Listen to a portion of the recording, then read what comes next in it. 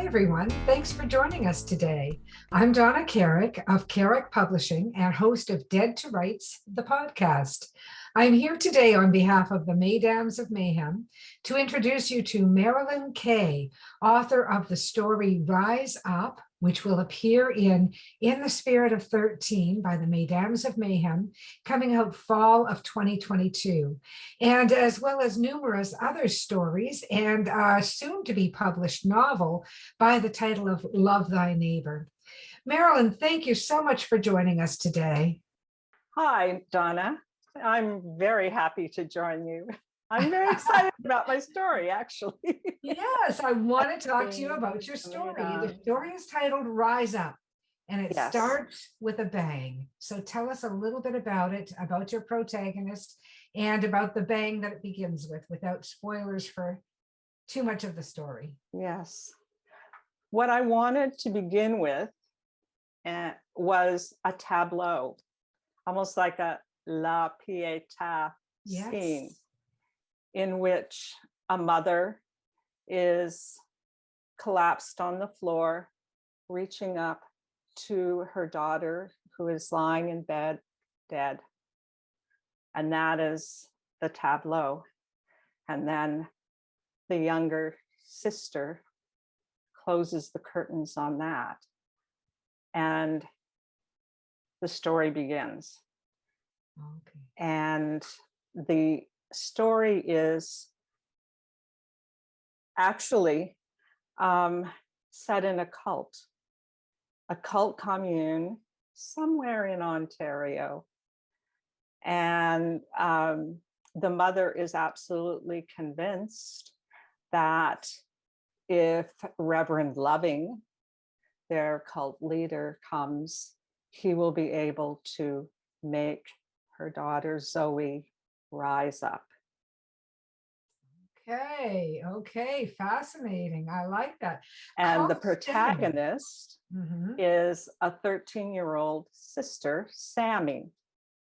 And I specifically made Sammy that age.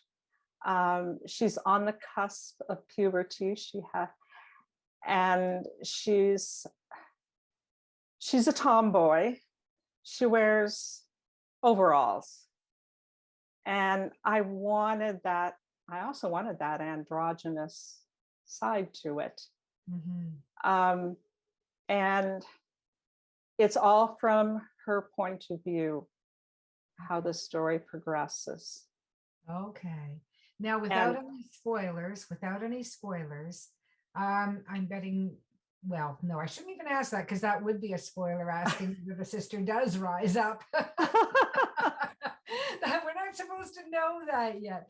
But I love the setting of the cult. And I do believe this will be the first story in any of the Mesdames anthologies that delves into cult society at all. Where did you get the inspiration for that? Well, actually, it came from my research for my novel, which is looking at extremism and domestic terrorism.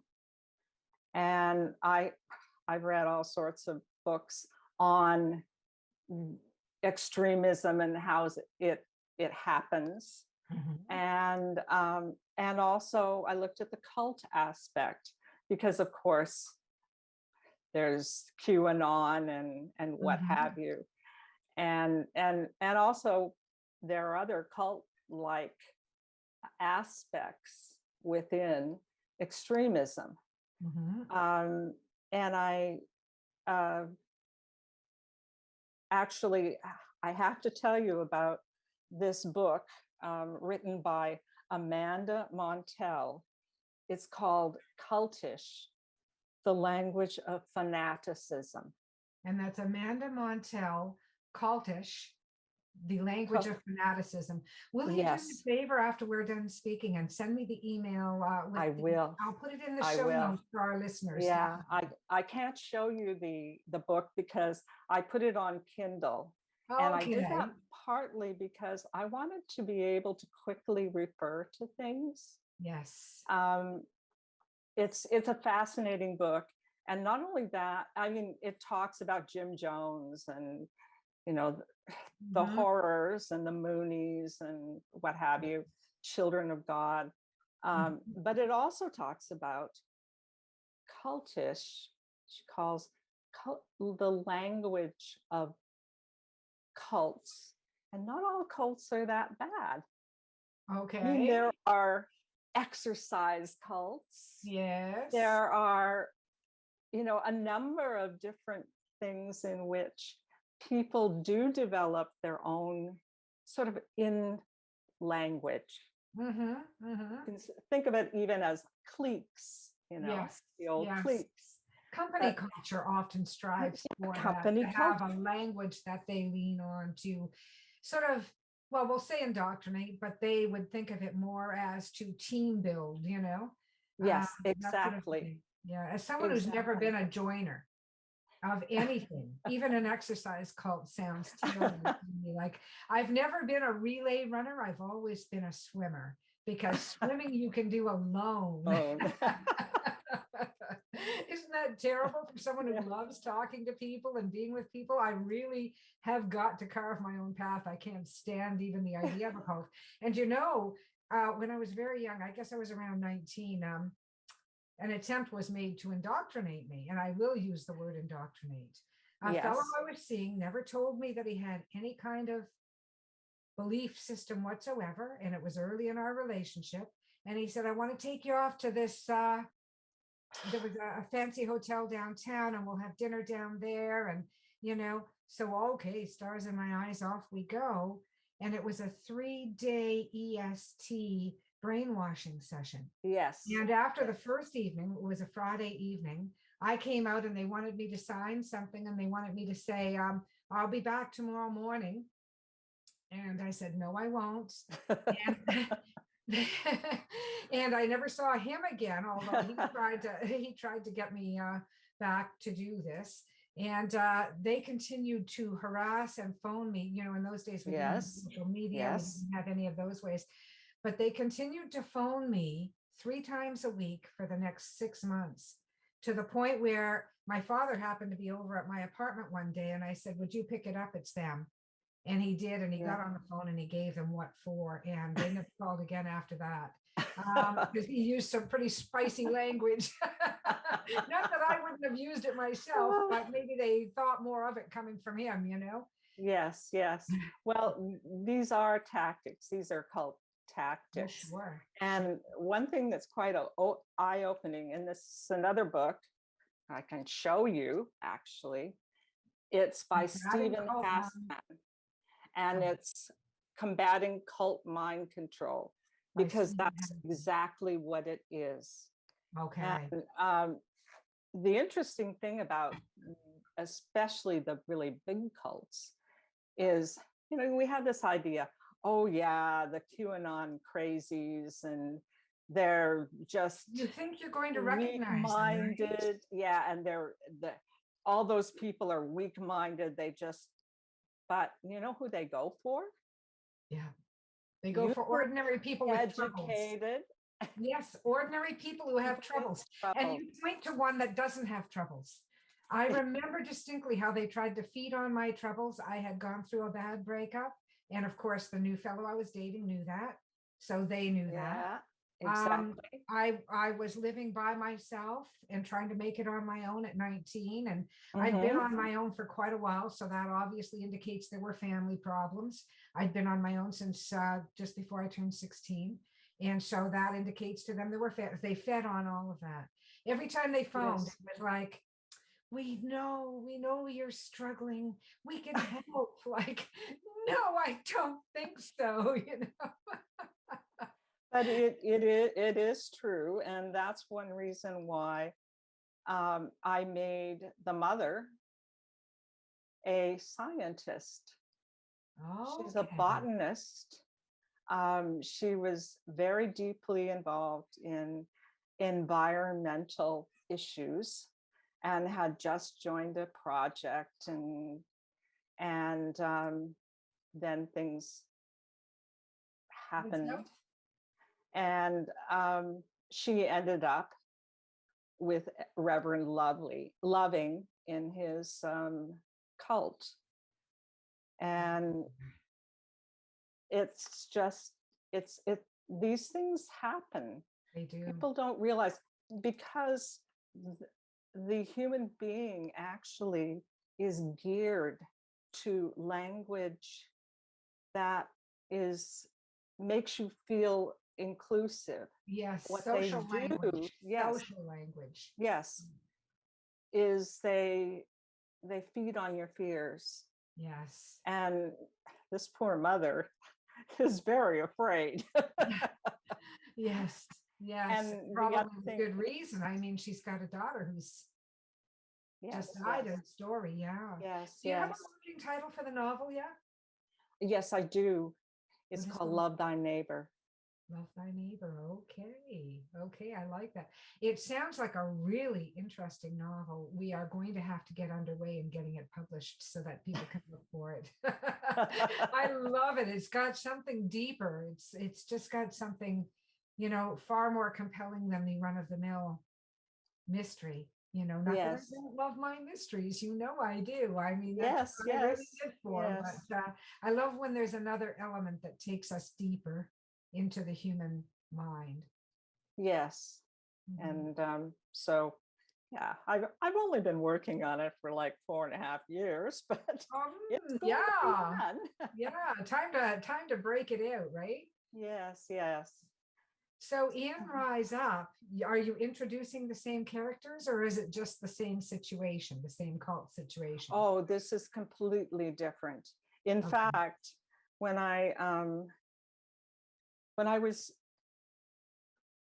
we had set the notion of spirits, and I started thinking, oh, am I going to write about ghosts? Am I going to do this?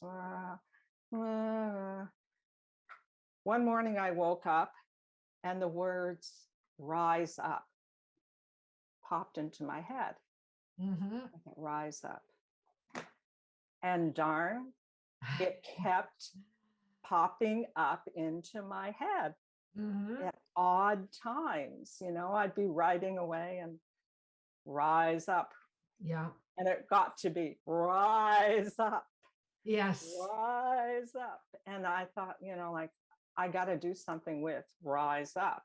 Yes. And it was actually after my research, I was talking to my dear daughter, who said she had been watching Netflix documentaries on, what do you know? Cults. On what? Cults? Oh my goodness. And she said, well, you know, Mom, you've been doing all this research on cults. And I mean, we've been talking about it and everything. Why don't you write a cult thing? And I thought of when I was a kid and watching these Oral Roberts and, you know, Heal and yes, Hail and Send Money, yeah. and I thought, yeah, that's what I'm going to do. Yeah. And then I thought, well, how am I going to write this story? Because, you know, I didn't want it to be in third person, and I'd never written in first person. And I thought, you know, like,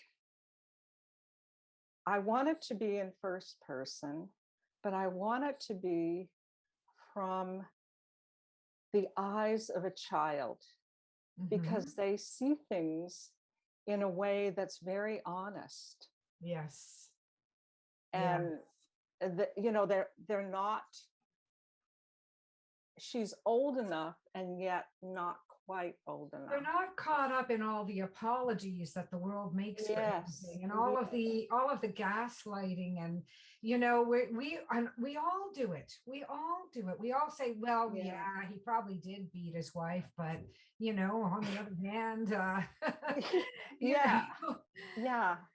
they don't make excuses like that. No, I mean, they might make excuses. They don't make excuses. Did you do that? But no. They're very honest. They have a visceral reaction to the pros and cons of what they see. exactly. And I wanted that to be, I wanted that to come out because I I didn't want to talk, I didn't want to sound like I'm moralizing or No, anything like no, that. no, I no, no, wanted no. it to be a young person who is just coming into herself, Yes. and is still quite young. I mean, Mhm. she encounters a 14-year-old who um, who is at the point where she knows everything. So Sammy, they're all totally new people. They have nothing to do with the novel. They're in the middle, they're in somewhere in Ontario that Mhm. has pigs, not just farm pigs, feral pigs, Okay. wild pigs. And this Okay. is actually a problem in Ontario Yes, that they I have believe it is. Yeah. these pigs and who literally just mow through a farmer's field and completely rip it apart. Oh, gee. And they poop and everything in the Yes, they do water all and the things they that pigs do. pollute Yeah. everything. Yeah, they do. Yeah. Mhm. And so I thought that really added another dimension to it. Yeah. And indeed it does. How did you like the first person ride in terms of writing? Did you cotton on to it quickly? Was it fun for you? Oh, I loved it. Yeah. I, Yeah. I, I, when when I first started to write, I thought, I'll never write in first person. Mhm. It just isn't me, but I loved writing Sammy. She, she just was such a part of me. And it was partly childhood. Actually, Uh-huh. she has red hair Okay. and she wears it in braids. And guess who is her favorite character in all the world? Anne of Green Gables. Gables. Yeah. Yes, yes, who we also love, having once been Canadian girls. I mean, Yes. I was one of the biggest disappointments in my life was buying the boxed set of Anne of Green Gables for my daughter and finding that she had absolutely zero interest in it. Oh my gosh. And it was a heartbreak for me because I read every one of them passionately. I mean, of course, I loved Little Women, but I didn't relate to Little Women in the same way because Little Women was American, and Yes. it told a story that was heartbreaking and heart-wrenching, and I loved Yeah. it, but it wasn't my people. Anne was so my people coming from PEI, and I'm from New Oh, Brunswick, and yes. and just so my people. And every antic she got up to, I could feel, as if I'd gotten up to it.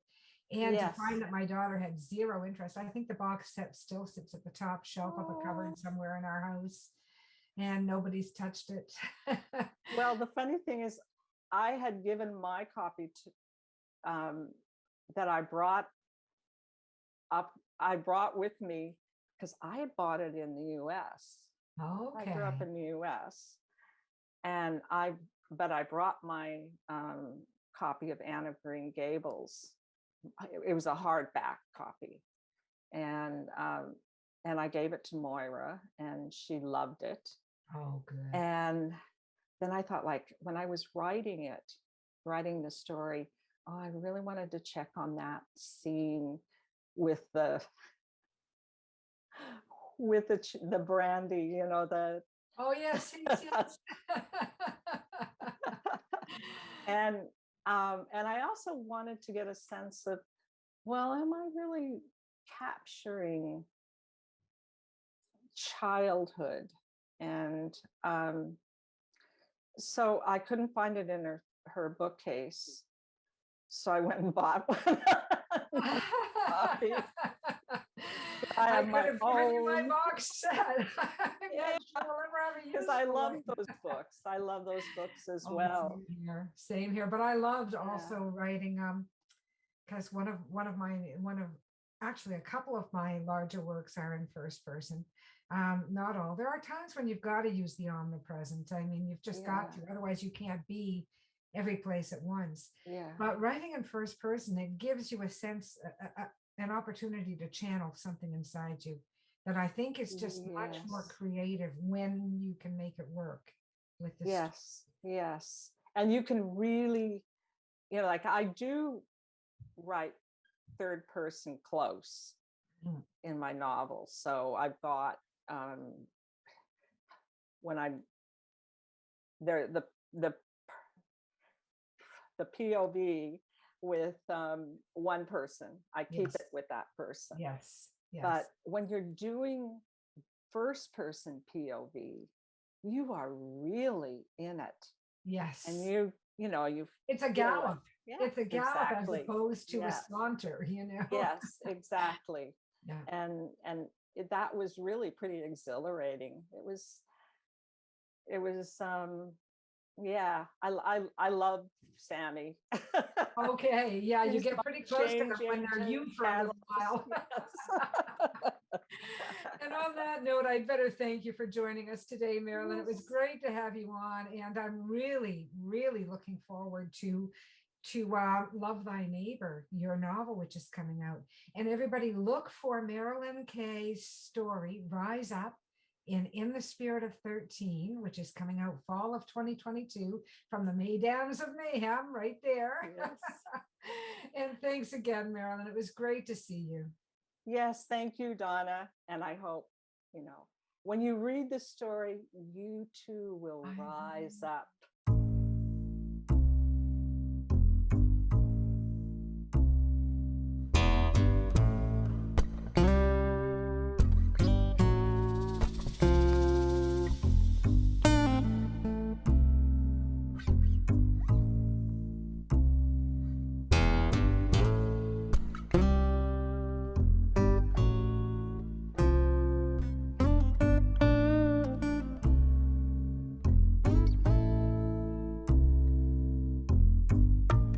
Dusty road, a man alone.